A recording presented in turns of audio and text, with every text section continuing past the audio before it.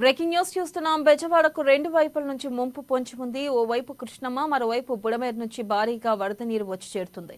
ప్రకాశం barrage చరిత్రలో ఎన్నడూ లేనంత ఇన్ఫ్లో బ్యారేజ్ కు వచ్చి చేరుతుంది. ఇప్పటికే బ్రిడ్జ్ కి 11 లక్షల క్యూసెక్ల వరద నీరు వచ్చి చేరుతుంది. ఇక 12 లక్షల క్యూసెక్ల వరద రావచ్చని అధికారులు అంచనా వేస్తున్నారు.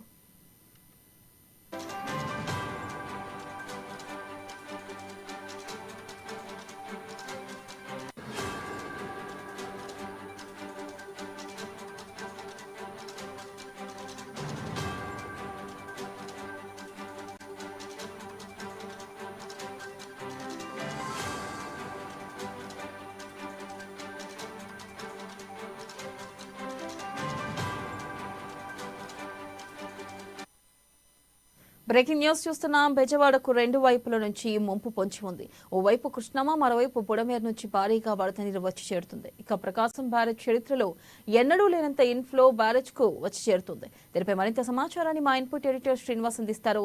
శ్రీనివాస్, చెప్పండి, ప్రస్తుతం బెజవాడ పరిస్థితి ఏంటి? అలాగే మనం చూస్తున్నాం బుడమేరు మునిగిపోయి అటు లోతట్టు ప్రాంతాలైన సింగినగర్ మునిగిపోవడం జరిగింది. మరి ఇప్పుడు సింగినగర్ పరిస్థితి ఎలా ఉంది? వరద ఉధృతి తగ్గిందా, లేకపోతే వరద ఉధృతి పెరుగుతుందా? అప్డేట్స్ ఏంటి? రైట్ వెండల, ఏదైతే ప్రకాశం బ్యారేజ్ కి వరద ఉధృతి పెరుగుతుంది.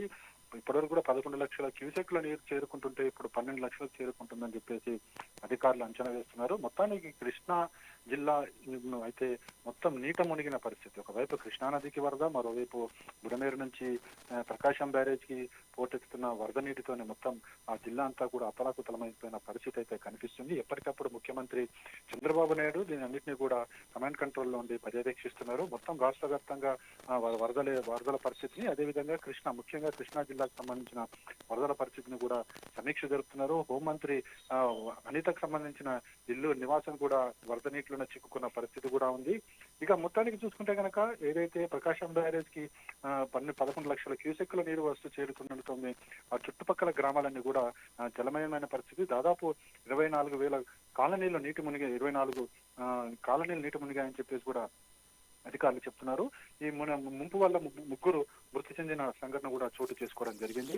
మరోవైపు చూసుకుంటే కనుక ఏదైతే ప్రకాశం బ్యారేజ్ కి ఒక 3 బోట్లు కొట్టుకుని అత్యంత వేగంగా 40 కిలోమీటర్ల వేగంతో వచ్చి ఢీకొట్టడంతో అక్కడ ఉన్న గేటు కూడా పగిలిపోయిన పరిస్థితి కనిపిస్తుంది. అంటే మొత్తంగా అది ఆ గేట్లు 3-4 గేట్లకు వచ్చి ఢీకొట్టింది. అక్కడ ఆ గేట్లు డ్యామేజ్ అయిన పరిస్థితి కూడా కనిపిస్తుంది. ఇక చూసుకుంటే కనుక కృష్ణా వరద నీరు కూడా అదే తరహాలో విజృంభిస్తుంది. మనకి చూస్తున్న విజువల్స్ చూసుకుంటే కనుక ఒక భయంకరమైన వాతావరణం కల్పిస్తున్నాయి. ఎందుకంటే కృష్ణా బ్రిడ్జ్ ఏతుంటుందో రైల్వే ట్రాక్ కి ఆనుకుని వరద నీరు ప్రవహిస్తున్న పరిస్థితి అక్కడ మనం చూస్తున్నాము. ఇక ఈ పరిస్థితికి సంబంధించి మరో 1 రోజు 2 రోజులు ఈ వరదలు ఉండే అవకాశాలు ఉన్నాయని చెప్పేసి కూడా అధికారులు అంచనా వేస్తున్నారు.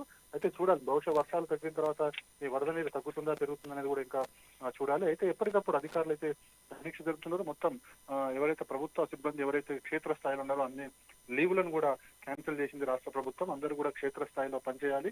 ఎక్కడెక్కడ వరద ముంపు ప్రాంతాలు ఏవైతే ఉన్నాయో అక్కడ ఉన్న వారికి అందరికీ కూడా సహాయక చర్యలు చేపట్టాలని చెప్పేసి కూడా ముఖ్యమంత్రి చంద్రబాబు నాయుడు ఆదేశాలు జారీ చేయడం జరిగింది. ఇప్పటికే కృష్ణా జిల్లాకు సంబంధించి మొత్తం కలెక్టర్తో సహా మొత్తం సిబ్బంది అంతా కూడా క్షేత్రస్థాయిలోనే ఉన్నారు. మొత్తం ఇక్కడ వరద ముంపు ప్రాంతాలన్నింటినీ కూడా పర్యవేక్షిస్తున్నారు. అదేవిధంగా వారికి కావాల్సిన సహాయక చర్యలను కూడా దగ్గరుండి చూసుకుంటున్న పరిస్థితి అయితే మనకు కనిపిస్తుంది.